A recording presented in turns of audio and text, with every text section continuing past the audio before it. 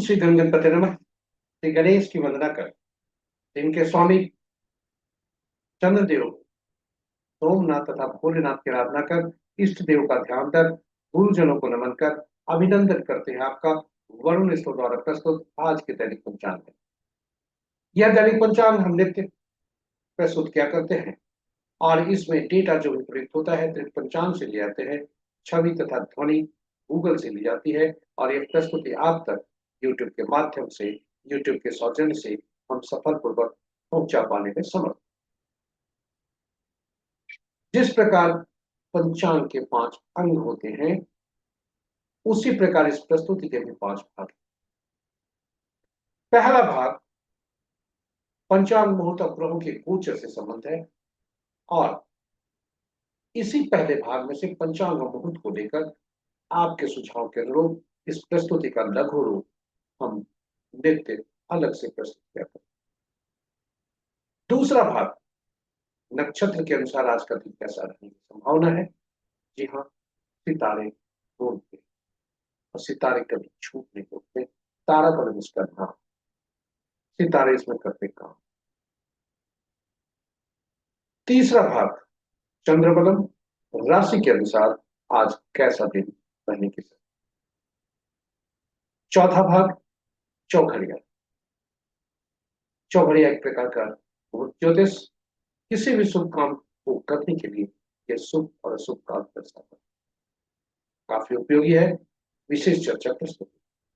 पांचवा भाग अंक को हम जब जन्म लेते हैं तो ईश्वर हमें कुछ अंक उपहार में देते हैं और जिस प्रकार हम सांस लेते हैं ये अंक ही कार्य करते रहते हैं।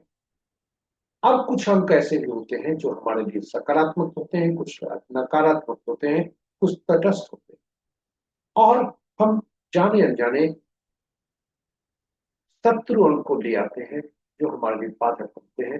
कुछ शत्रु अंक हमारी जन्मजात भी होते हैं, उन्हें पहचान कर, उन्हें सही ढंग से परख कर हम उसका उपाय करके हम उसे भी शुभता प्राप्त कर सकते हैं।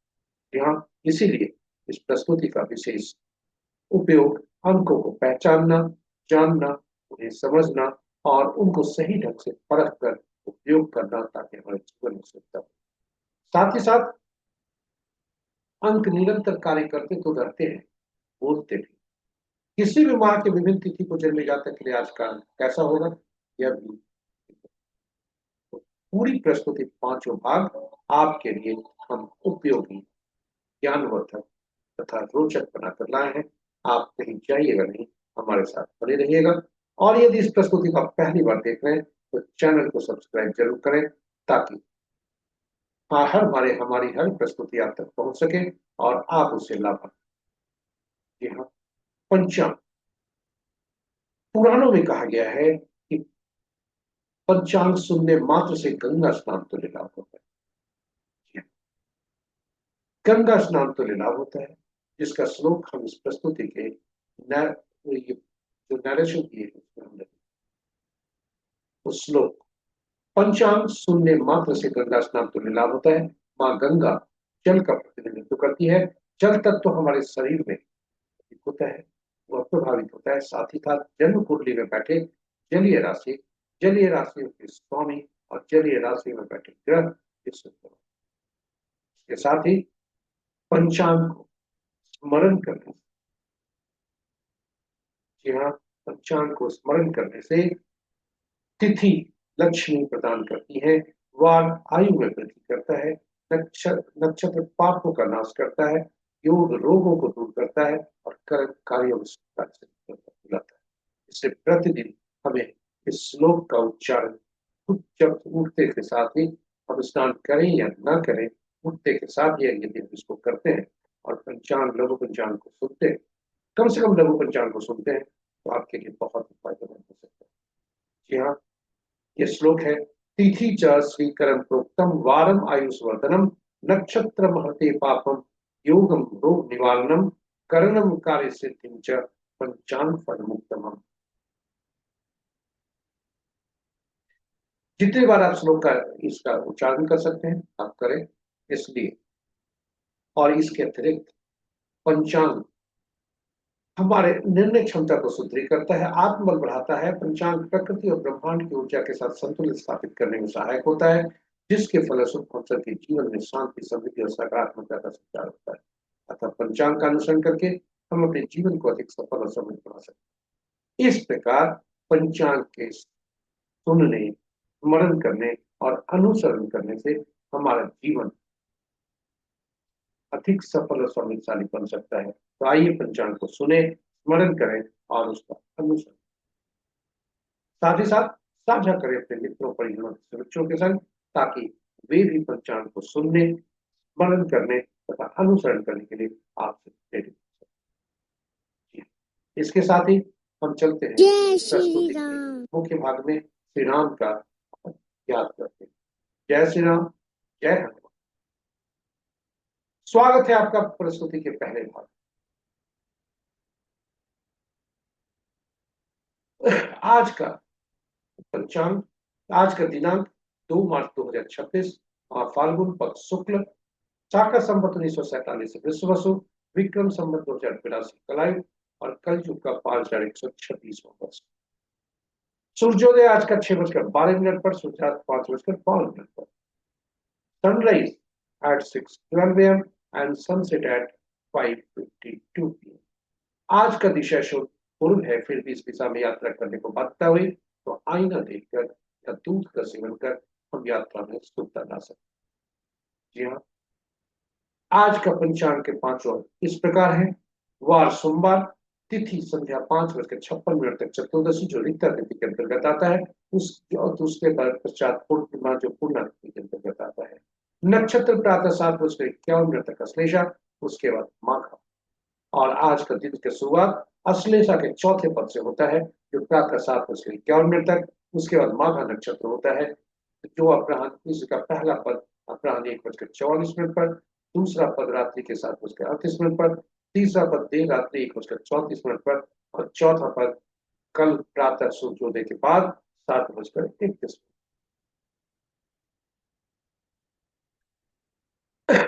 योग दिन के 12:19 तक अधिकंठ, उसके बाद सुकर्मा, करण प्रातः 6:29 तक गर्भ, तत्पश्चात मरीच। और ये वलिस संध्या के 5:55 तक और तत्पश्चात इसकी भद्रा, जो कि कल प्रातः सूर्योदय के पहले, कल भोर में 5:28 तक। तो ये है हमारे पंचांग के पांचों अंग। महत्वपूर्ण मुहूर्त में जाने के पूर्व भोलेनाथ को स्मरण करते हैं और देखते हैं भोलेनाथ का वास कहाँ है और ओम नमः शिवाय। जब तक भोलेनाथ चतुर्दशी तिथि है तब तक भोलेनाथ पूजन पर है, उसके बाद शमशान में होते हैं, दोनों शुभ नहीं है। जय भोलेनाथ। ओम नमः शिवाय। ओम नमः शिवाय।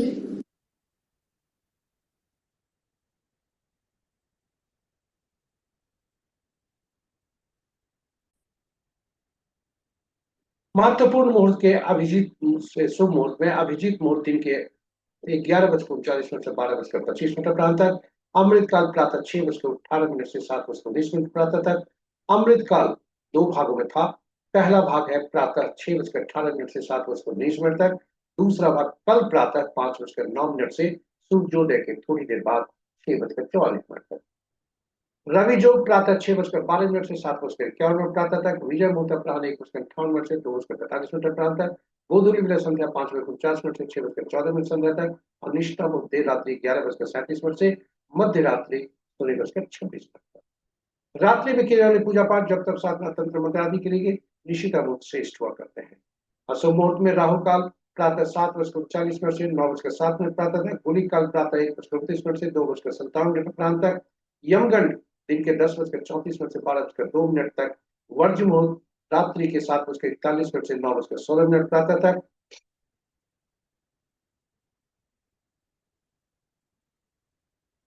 और भद्रा संध्या 5:55 से 5:28 कल भोर तक। गणमूल कल प्रातः 8:34 से आरंभ हुआ था और कल प्रातः 7:31 पर समाप्त। भद्रा का वास आज मृत्यु लोक में है, जो कि शुभ नहीं। आपको यहाँ पे एक सुधार, वर्ष मुहूर्त रात्रि के 7:41 से रात्रि के ही 9:16 तक।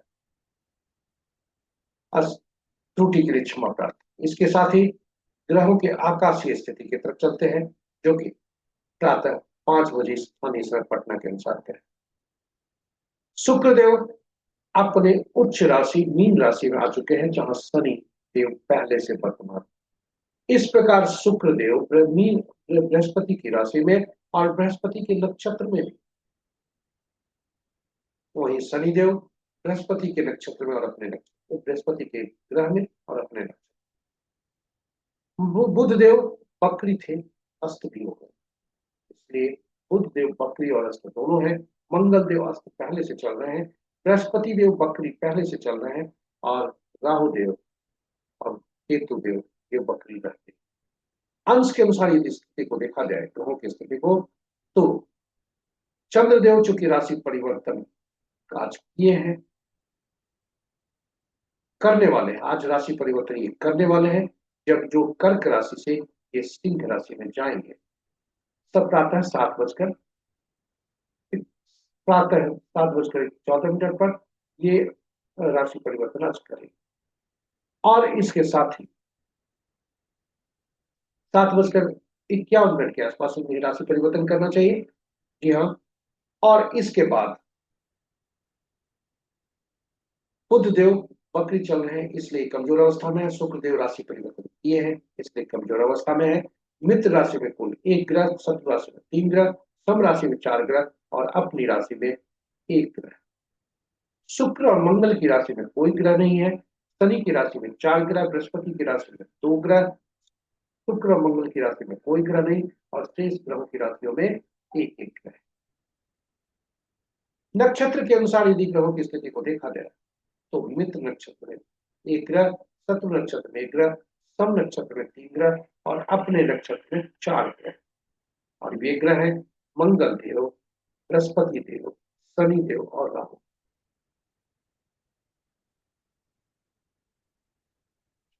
इस प्रकार ये ग्रहों की आकाशीय स्थिति है। नक्षत्र के अनुसार ये देखा जाए, तो सूर्य चंद्र केतु ये स्वतंत्र ग्रह है। बृहस्पति के नक्षत्र में 3 ग्रह, राहु के नक्षत्र में 2 ग्रह हैं, और शेष ग्रहों के नक्षत्र में एक एक ग्रह।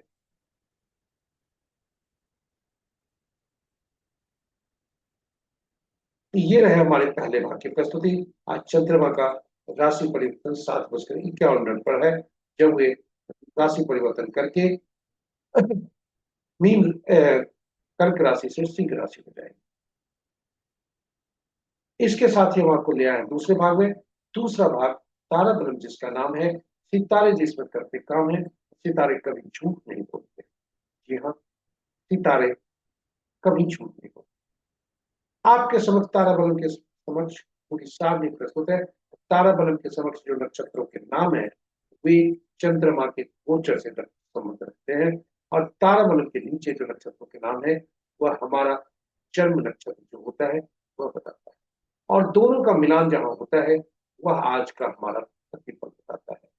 चंद्रमा जिस नक्षत्र में होते हैं और जिस जो हमारी जन्म राशि नक्षत्र होती है, उसके अनुसार देखकर हम शुभता और शुभता देख सकते हैं।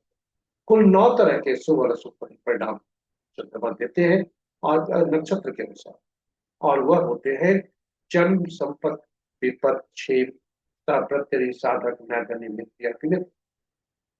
और यदि जन्म, विपत, प्रत्यय और नैधन्य है तो अशुभता के तरफ संकेत देते हैं। वही संपत्ति, क्षेम, साधक, मित्र और मित्र है तो शुभता के तरफ संकेत देते हैं। शुभ स्थिति में, शुभता की स्थिति में हम नए कार्य को आरंभ भी कर सकते हैं। वहीं अशुभता की स्थिति में दैनिक कार्य में सावधानी बरतते हुए नए कार्य को आरंभ करने से रोका जाता है।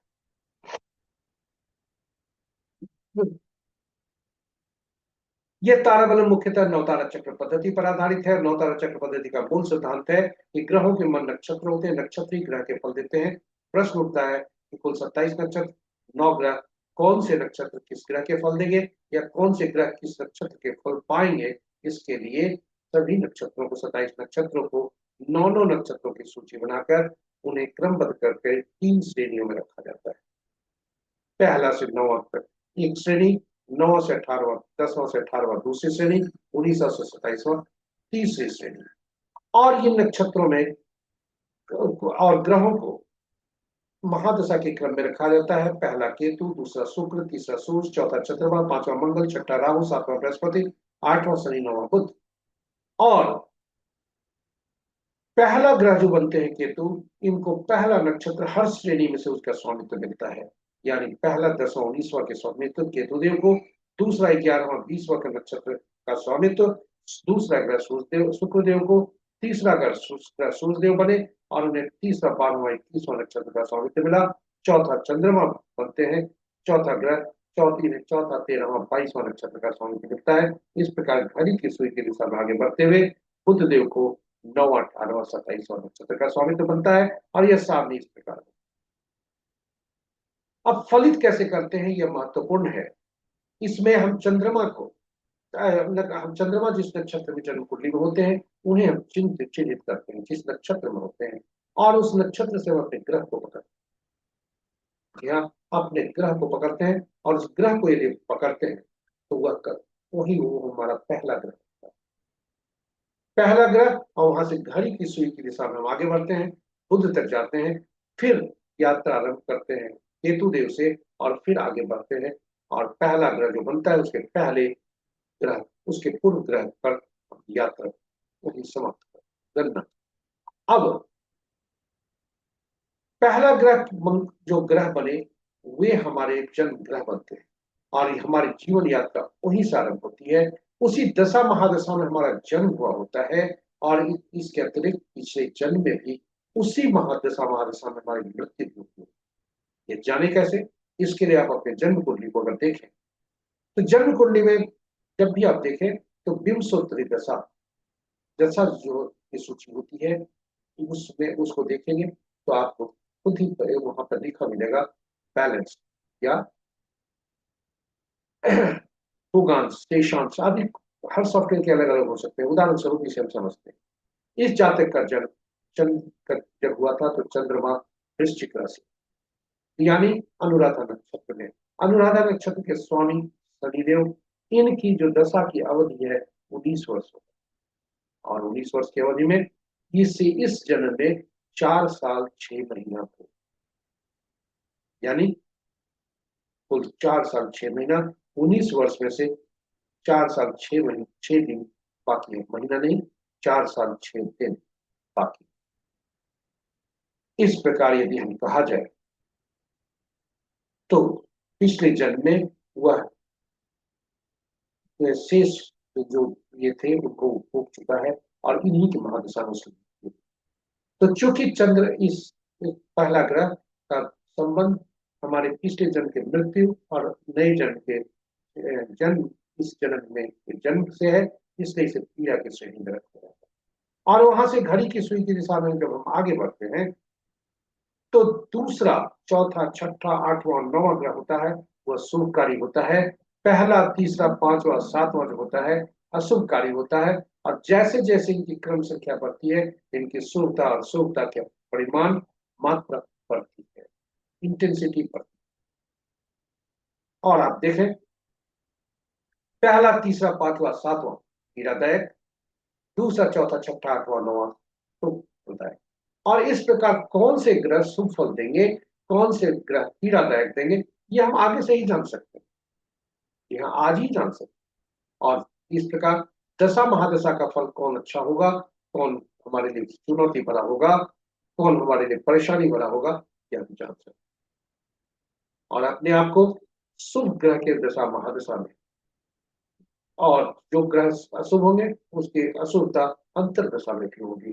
तो शुभ ग्रह जो शुभ ग्रह होंगे और जो अशुभ ग्रह होंगे इनकी दशा महादशा अंतर्दशा हम पहचान सकते हैं और इस प्रकार अपने कार्यों का निष्पादन पूर्व योजना की तरफ करके शुभ ग्रहों में शुभ ग्रहों के अंतर्दशा में करके हम शुभ फलदायी फल प्राप्त कर सकते। वही चुनौती के लिए मानसिक रूप से तैयार होते हैं। अशुभ ग्रहों की स्थिति में, अशुभ ग्रहों की दशा की स्थिति में, अशुभ ग्रहों के महादशा अंतर्दशा, साथ ही साथ जन्म कुंडली में बैठे ग्रह हमारे लिए कितने फलदायी हो सकते हैं, उनसे कितनी अपेक्षा कर सकते हैं, उनसे उसके अनुरूप हम कार्य कर सकते हैं। जैसे दूसरा ग्रह संपत्ति ग्रह होता है, यदि दूसरा ग्रह जहां बैठा हो उससे राशि से संबंधित, उस भाव से संबंधित और ग्रह से संबंधित यदि कार्य किए जाए तो हमारे लिए संपत्ति के कारक होते हैं। नक्षत्र उसी तरह से हमारे ग्रहों के, शुभ ग्रह के नक्षत्र हमारे लिए शुभकारी, अशुभ ग्रहों के नक्षत्र हमारे लिए अशुभकारी हो सकते हैं। इसलिए शुभ ग्रह के नक्षत्रों में जन्मे जातक से हम शुभता की अपेक्षा कर सकते हैं। अशुभ ग्रहों के नक्षत्र में जन्मे जातक हमारे लिए थोड़े बाधक बन सकते हैं, परेशानी का सबब बन सकते हैं और हमारे लिए चुनौती दे सकते हैं। इसलिए चाहे वह व्यक्ति कहीं का हो, घर का हो, परिवार का हो, रिश्तेदार का हो या संसार का हो, इस प्रकार यदि बिजनेस पार्टनरशिप हमें करना है तो दूसरे ग्रह में जो जन्म जातक है उनके उनसे यदि उनके नक्षत्र में जन्मे जातक से हम यदि यह करते हैं तो हमारी शुभ कार्य, उसी तरह से शुभ ग्रहों के नक्षत्र में हम शुभ कार्य करते हैं तो शुभ कार्य होता है। आज का दिन कैसा होगा यह हम जान सकते हैं। तो चलिए, नवतारा चक्र पद्धति की जो ये है उपयोगिता काफी है, इसलिए हमने अलग से वीडियो पोस्ट करके रखा है। और वीडियो पोस्ट करते में श्री राम तथा माँ सीता, पवन पुत्र हनुमान की भी कुंडली की नवतारा चक्र पद्धति, आप उसे देखें, लाभान्वित। और इसका नवतारा चक्र पद्धति का उपयोग करके आप अपने जीवन के लिए योजना बना सकते हैं। शुभ ग्रहों की मध्यदशा मदशा अंतरदशा में शुभ कार्य का निष्पादन कर सकते हैं। तो चलिए वापस चलते हैं तारागणों पर। आज का चंद्रमा का नक्षत्र कैसा है और वह क्या शुभ फल दे रहा है। जी हाँ, चंद्रमा आज के पहले भाग में अश्लेषा नक्षत्र, जो कि प्रातः 7:51 तक है। उसके बाद वे माघ नक्षत्र में जाते हैं, जो केतु देव का नक्षत्र है। और अपने अपने नक्षत्रों के अनुसार हम फल देख सकते हैं। और इस प्रकार हम फल देखकर हम शुभता अशुभता के बारे में जानकारी प्राप्त करके कार्यों को उसी अनुरूप कर सकते हैं। उदाहरण स्वरूप यदि भरणी पूर्व फाल्गुनी पूर्वाषाढ़ नक्षत्र में जन्मे जातक हैं तो पहला भाग मित्र है, दूसरा भाग अति मित्र है, दोनों बल्ले बल्ले। वहीं यदि पुनर्वसु विशाखा पूर्व भाद्रपद नक्षत्र में हमारा जन्म है तो पहला भाग विपत है, दूसरा भाग क्षेम। और इसलिए दोनों के बारे में हम जानकर शुभता अशुभता सुनिश्चित कर सकते हैं। इसके अतिरिक्त अपने अपने नक्षत्रों के अनुसार देखकर जब भी अशुभ तारीख आपके आज है तो थोड़ा संयम बरते, क्योंकि साथ उसका 51 तक है। और कभी भी शुभ तारों को शुभ तारों में परिवर्तन करने का जोखिम न लें, क्योंकि यह हमारे लिए अशुभकारी हो सकता है। इसके साथ ही हम आपको ले चलते हैं तीसरे भाग। तीसरा भाग राशियों से संबंधित। हाँ, यहाँ एक किताबों में जो लिखा है अशुभ तारों को शुभ तारों में परिवर्तित करने के जो उपाय किताबों में है, जो आपकी जानकारी के लिए दे रहे हैं, जो कि न लेने की सलाह दी जाती है, इसका उपयोग न करें। चलते हैं तीसरे भाग। तीसरा भाग राशि से संबंधित है। चंद्रमा का राशि परिवर्तन भी है जब वे अपनी ही राशि से सिंह राशि में प्रवेश करें। चंद्र बलम इसका नाम है इस प्रस्तुति का। चंद्र बलम के अनुसार राशि चंद्रमा जिस राशि में होते हैं उसके अनुसार फल होता है। तो आज चंद्रमा जिस राशि में है,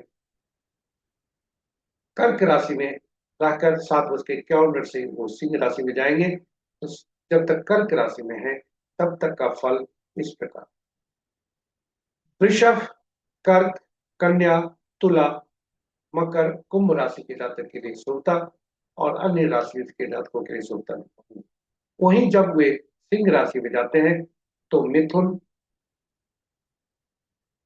सिंह, तुला, वृश्चिक और कुंभ तथा मीन राशि के जातक के लिए शुभता के संकेत। शेष राशि के जातकों के लिए शुभता के संकेत नहीं है। उन्हें सावधान रहने की आवश्यकता है और इष्ट देव का ध्यान रखने की सलाह दी जाए। ये इष्ट देव आपके अपने अपने अलग हो सकते हैं। जी हाँ, अब हम ले आए हैं आपको चौथे भाग में चौघड़िया। चौघड़िया एक प्रकार का मूल ज्योतिष जो शुभ और अशुभ काल दर्शाता है।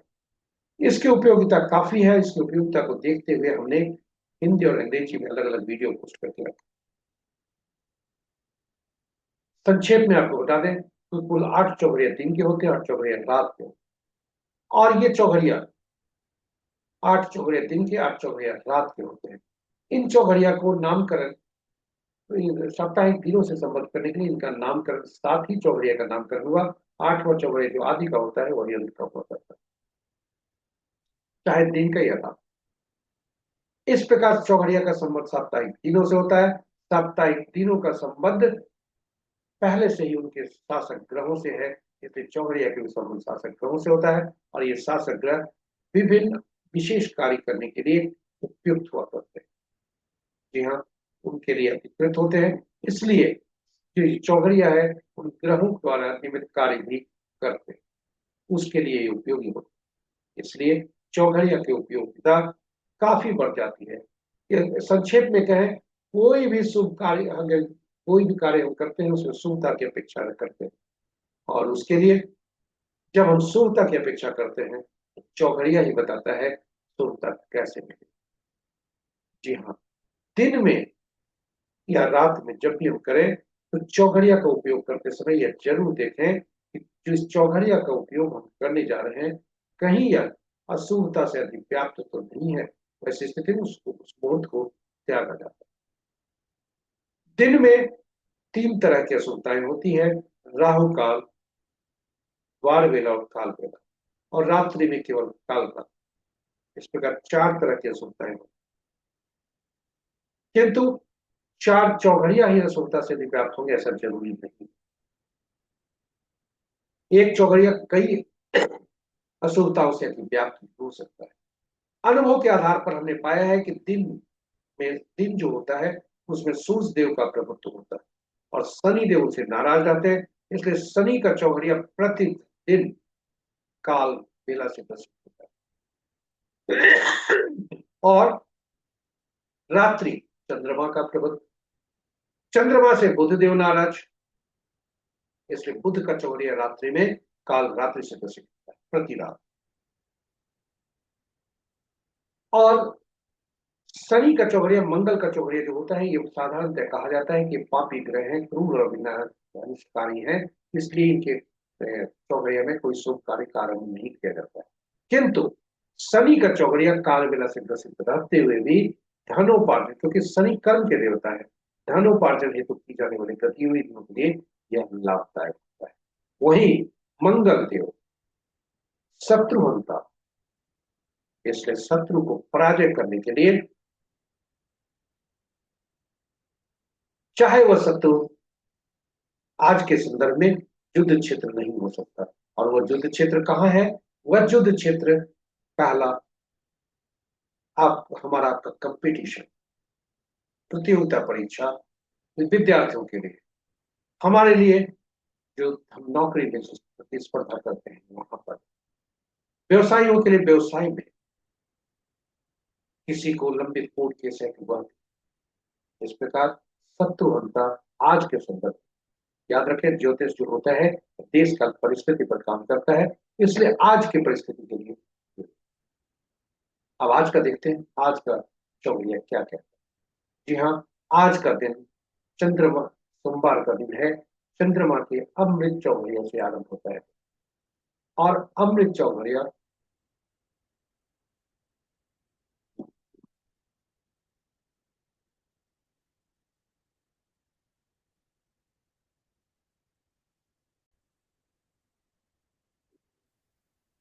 जी हाँ, आज का चौघड़िया इस प्रकार, कुछ त्रुटि थी जिसका हमने सुधार किया। आज का चौघड़िया अमृत चौघड़िया से दिन आरंभ है, अमृत चौघड़िया से दिन समाप्त है। और काल चौघड़िया जो प्रातः 7:39 में से 9:07 तक है, वह राहु का और काल बेला दोनों से ग्रसित। वहीं लाभ चौघड़िया जो अपराह्न 2:57 से 4:24 तक है, वह वार बेला से ग्रसित है। रात्रि का चौघड़िया 10:29 में से मध्य रात्रि 0:01 तक, लाभ चौघड़िया काल रात्रि से ग्रसित। ये रहे हमारे चौघड़िया पर पुस्तक। अब हम आपको ले चलते हैं अंतिम प्रस्तुति, अंकों की दुनिया। जी हाँ, अंकों की दुनिया में आपको ले चलते हैं। ये अंकों की दुनिया में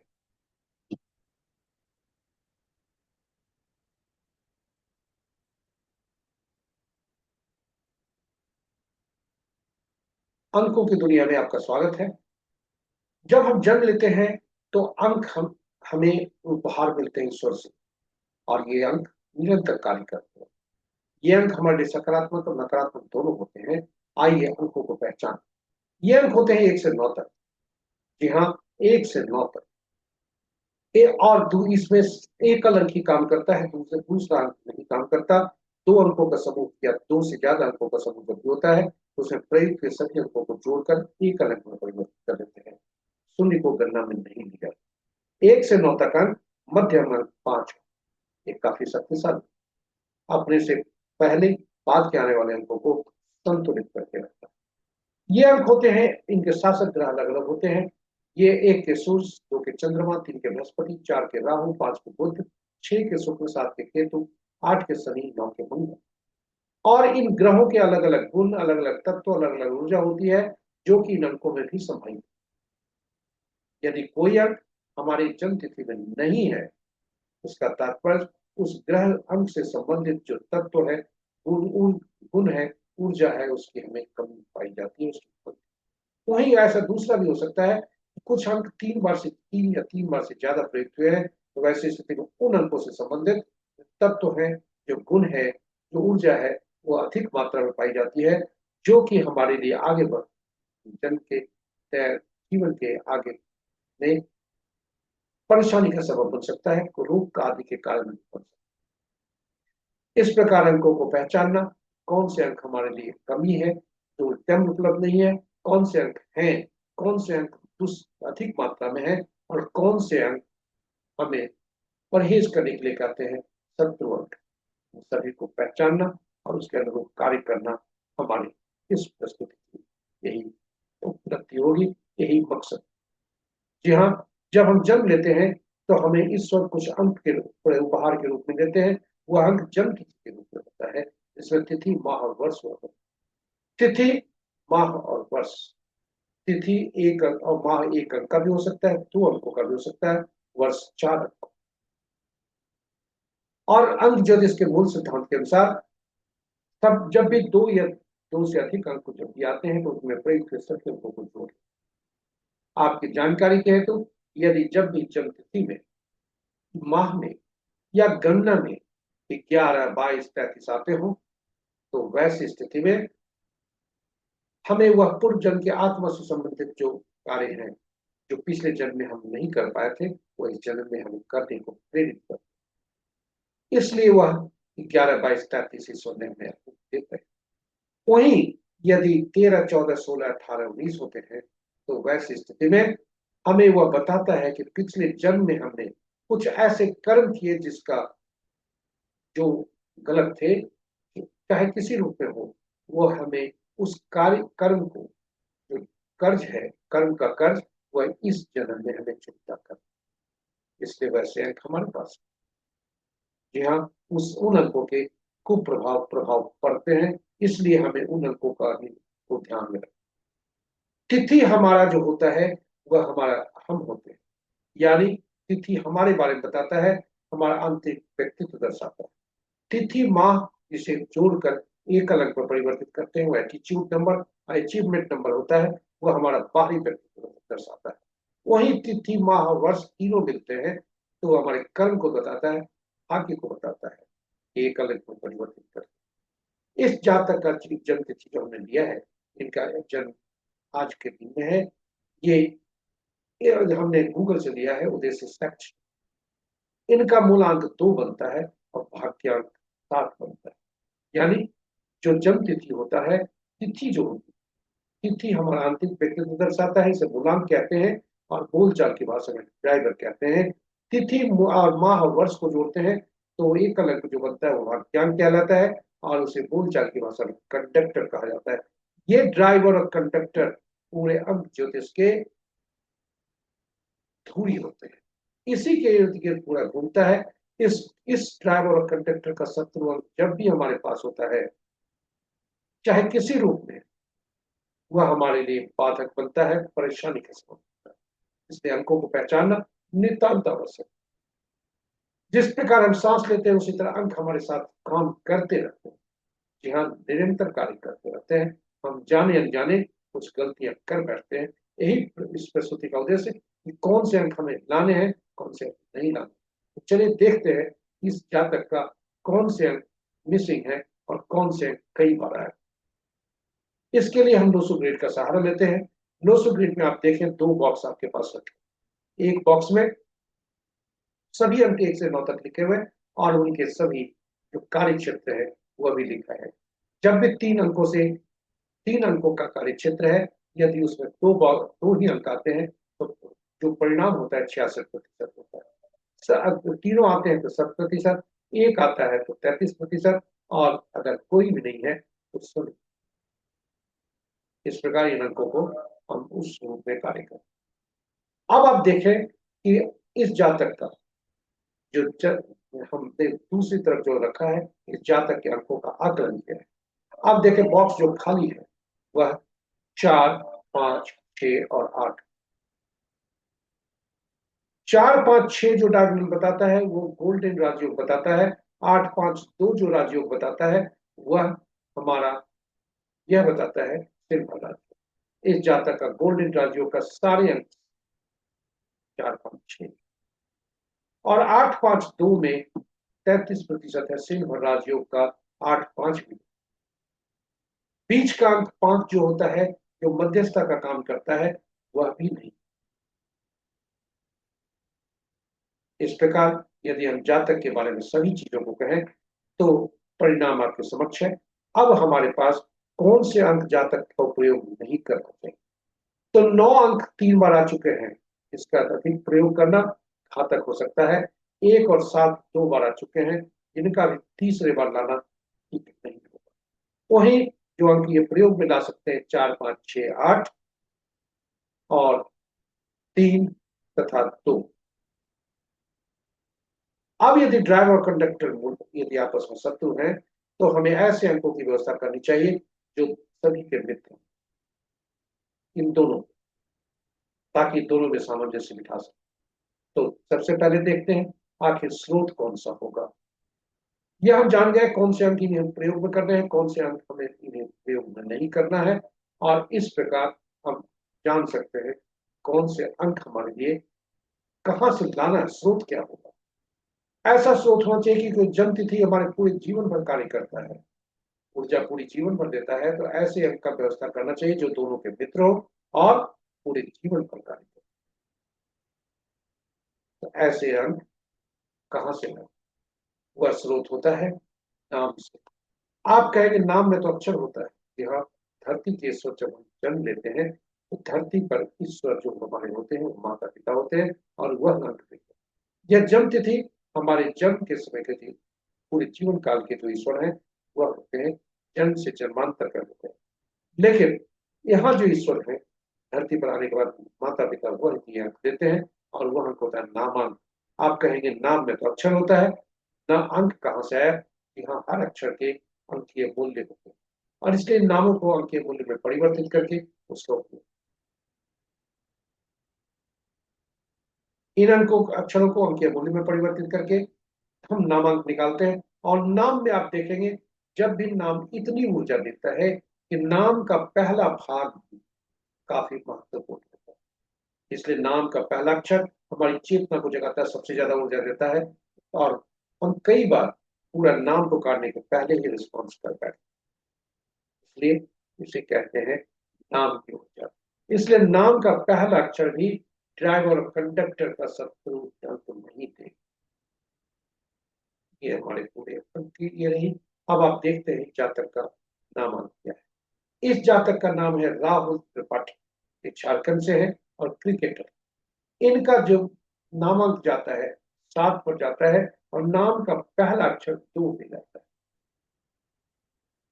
जो कि ड्राइवर जो अंक है वही है और कंडक्टर जो अंक है वह इनके नामांक पर जा रहा है। जब यदि नाम का ही आप देखें, अब इनको देखें, इन्हें जन्मदिन की बधाई और ये उद्देश्य शैक्षणिक है। अब हम देखते हैं शत्रु कौन कौन होते हैं। 1 के 8, 2 के 4, 6, 8, 9, 3 के 6, 4 के 8, 9, 4, 2, 5 के कोई नहीं, 6 के 3, 9, 7 के 7, 9, 3, 8 के 1, 2, 9, 4, 8, 9 के 6, 4, 2, 8। इस प्रकार यदि कहा जाए ड्राइवर और कंडक्टर इसके इनके शत्रु अंक नहीं है। ड्राइवर 2, कंडक्टर 7, ये दोनों आपस में शत्रु। लेकिन कुछ अंक ऐसे होते हैं जिसकी पुनरावृत्ति काफी घातक होती है, क्योंकि अंक अपने के ही दुश्मन होते हैं। और ये अंक है 4, और ये अंक है 4, 7, 8 और 9। यहां आपको बता दें, एक जातक का भावल जो है, जो स्वर है, वो 1 दे रहे हैं, कॉन्सोनेंट 6 दे रहे हैं, वो शुभ नहीं है, क्योंकि भावल को हमेशा पढ़ा होना चाहिए। उच्चारण करने में भी भावल पे ज्यादा ताकत। अब ये 4, 6, 8, 4, 7, 8, 9 ये अपने के ही दुश्मन है, इसलिए इन अंकों की पुनरावृत्ति नहीं होनी चाहिए।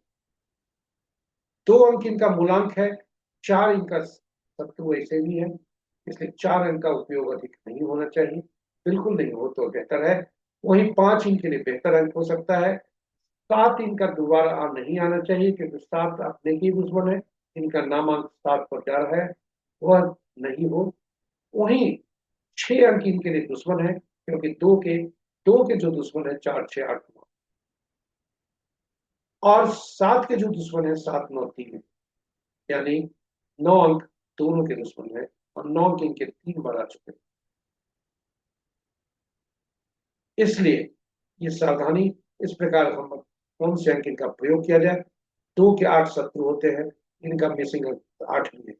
इस प्रकार कहें, 4 भी कट गए, 6 भी कट गए, 8 भी कट गए, बचा केवल मिसिंग अंक में से केवल 5। हम अपने दैनिक जीवन में हमेशा सुनिश्चित करें कि कम से कम मोबाइल अंक, गाड़ी के अंकों में जो रिपीटेशन के नंबर की आदत होती है, ये हमारा चॉइस होता है। ये 4, 7, 8, 9 नहीं हो, बेहतर इसका रिपीटेशन। मोबाइल वगैरह आदि में जब भी इंक्रीजिंग ऑर्डर में अगर अंक रहता है तो बेहतर होता है, जैसे 2, 3, 4, 2, 5, 6, 7, इस तरह से एक एक अंक का सोने को कम से कम प्रयोग करें मोबाइल में या किसी चीज में। अब इसी के साथ आज ये वर्ष इन जातक का कैसा होगा, इसको निकालने के लिए अब देखें। इनका रनिंग एज 8 चल रहा है, और इनका जो पर्सनल ईयर है उसको निकालने के लिए विधि है, वर्ष में से जो जन्म है उसमें से वर्ष को निकाल देते हैं, वर्तमान वर्ष को रख देते हैं, और वर्तमान वर्ष को रखने की विधि है, जब रखे तो जो अंक निकला वह अंक 6 बनता है।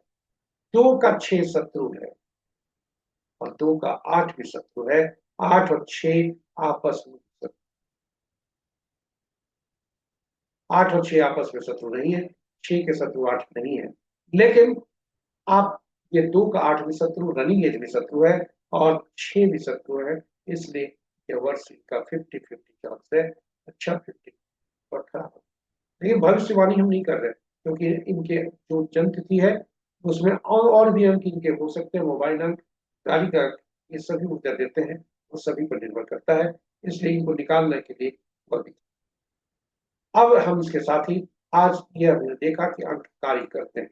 अब हम देखें कि अंक बोलते हैं।